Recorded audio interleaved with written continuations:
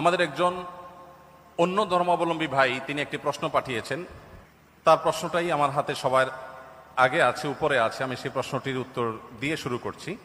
তিনি লিখেছেন, আমি জন্মসূত্রে একজন হিন্দু।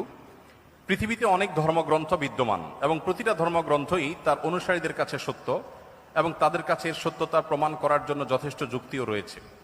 আমার প্রশ্ন হলো, আমি যদি কোনো একটা ধর্মগ্রন্থকে সঠিক বলে মেনে নিতে চাই, সেটা কিভাবে সম্ভব, কিভাবে হবে? আমি কিভাবে বুঝবো যে এটাই সঠিক, বাকিগুলো ভুল? যেহেতু সবার নিজের ধর্মগ্রন্থগুলো সঠিক বলে মনে করেন, আমি নিরপেক্ষভাবে কোনটাকে সঠিক বলে মেনে নিব এবং কেন মেনে নিব? খুবই গুরুত্বপূর্ণ এবং খুবই প্রয়োজনীয় প্রশ্ন করেছেন আমাদের এই ভাই। আমি প্রথমে তাকে ধন্যবাদ জানাই তার প্রশ্নটি আমাদের কাছে উপস্থাপন করবার জন্য।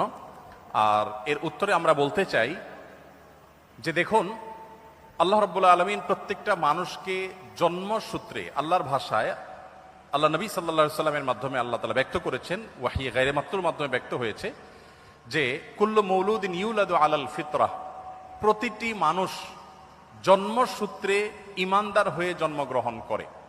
প্রত্যেকটা মানুষের স্রষ্টার প্রতি বিশ্বাস, এটা নিয়েই সে দুনিয়াতে আসে। এই স্রষ্টা সংক্রান্ত যে ধারণা, এটা তার সমাজ, তার পরিবার থেকে যেটা পায় সেটাকেই সে ধারণ করে। বাকি স্রষ্টার প্রতি ধারণার এই বিশ্বাসকে নিয়েই মানুষ জন্মগ্রহণ করে।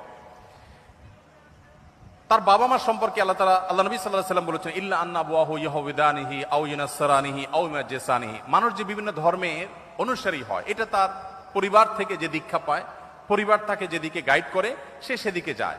বাকি জন্মসূত্রে সে আল্লাহ বা সৃষ্টিকর্তা যে একজন আছেন, সেই এক সত্তার প্রতি বিশ্বাসী হয়েই জন্মগ্রহণ করে। তারপরে সে ডাইভার্ট হয়ে যায় পারিবারিকভাবে যে গাইডেন্স পায় সেই গাইডেন্সের আলোকে।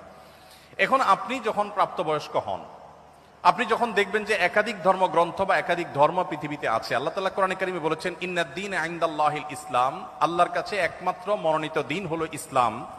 এই কথা যখন আপনি জানতে পেরেছেন, তখন আল্লাহ তাআলা আপনাকে যে বিবেক দিয়েছেন, সেই বিবেক খরচ করে আপনি ইসলামকে জানার চেষ্টা করবেন।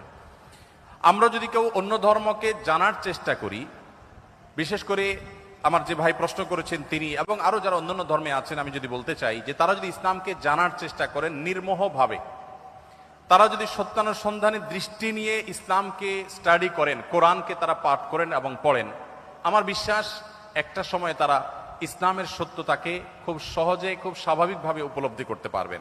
যেহেতু তিনি একজন সৃষ্টিকর্তায় বিশ্বাস করেন, অতএব সৃষ্টিকর্তার কাছে তার আকুতি থাকা উচিত, প্রার্থনা থাকা উচিত, হে মহান সৃষ্টিকর্তা, আপনি আমাকে গাইড করেন, এবং নিজের বিবেক, বুদ্ধি সবগুলোকে উন্মুক্তভাবে তিনি